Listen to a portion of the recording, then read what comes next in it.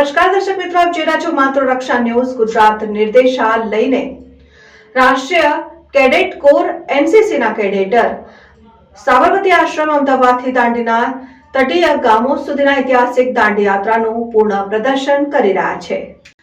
ગુજરાત નિર્દેશાલયને રાષ્ટ્રીય cadet core એનસીસીના કેડેટર Sabarmati આશ્રમ અમદાવાદથી દાંડીના તટીય ગામો સુધીના ઐતિહાસિક દાંડી યાત્રાનું પૂર્ણ પ્રદર્શન કરી રહ્યા છે। રવિવારના રોજ પાદરા તાલુકામાંથી પસાર થઈને કારેલીબાગ ગામે પહોંચ્યા હતા, જેની સાથે કેટલાક આર્મી જવાનો પણ જોડાયા છે। પ્રાપ્ત વિગત અનુસાર આ કેડેટ કોર એનસીસીના વિદ્યાર્થીઓનો મુખ્ય હેતુ સ્વચ્છ ભારત, ફિટ ભારત, વ્યસન મુક્ત ભારતનો સંદેશો સાથે આ યાત્રા યોજી હોવાનું જાણવા મળ્યું છે। વિદ્યાર્થીઓના જણાવ્યા અનુસાર સાબરમતી આશ્રમથી પદયાત્રા કરીને દાંડી કૂચ યાત્રા દરમિયાન ગાંધીજીએ જે ગ્રામ્ય વિસ્તારોમાં રોકાયા હતા તે ગ્રામ્ય વિસ્તારોમાં ગાંધીજીના વિચારોને સાથે રાખીને લોકોને જનજાગૃતિ લાવવાના સંદેશ સાથે યાત્રા યોજાઈ હોવાનું જાણવા મળ્યું છે।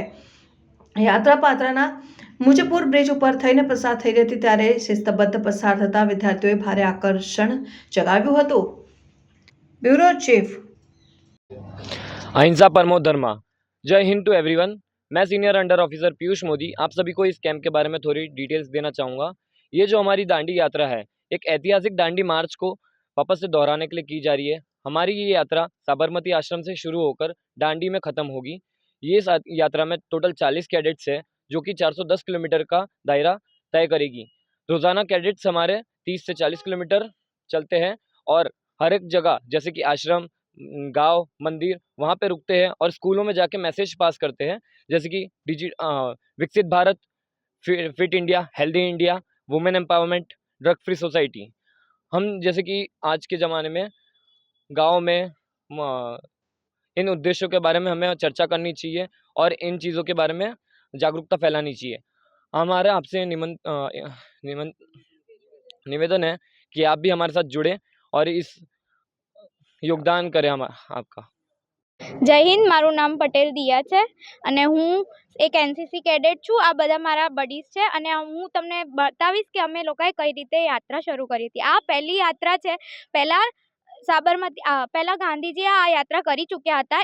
એમનો ઉદ્દેશ્ય એ હતો કે અંગ્રેજોના ખિલાફ જઈને મીઠા ઉપરથી ટેક્સ હટાવો। અમે બી આ યાત્રા સેમ કરી રહ્યા છીએ, પણ અમારો મુદ્દો અલગ છે। અમારો મુદ્દો એ છે women empowerment, Fit India, national integrity. અત્યાર સુધી અમે જેટલા ગામે ગાંધીજી રોકાયા હતા, અમે એ બધા ગામેથી જઈને આવ્યા અને એમના વિશે જાણ્યું છે। જેમ કે નવા ગામ છે, માતર છે, કનકાપુરા છે, આ બધી જગ્યાએ ગયા હતા અને એમના વિશે જાણ્યું હતું કે એમણે શું કર્યું હતું। અને નવા ગામે ગયા ત્યારે અમને એવી ખબર પડી કે એવું સ્પેશિયલ ચીન છે ત્યાં જે ગાંધીજીએ બનાવ્યું હતું, જે બધા ધર્મોને ભેગા કરે છે। જય હિન્દ।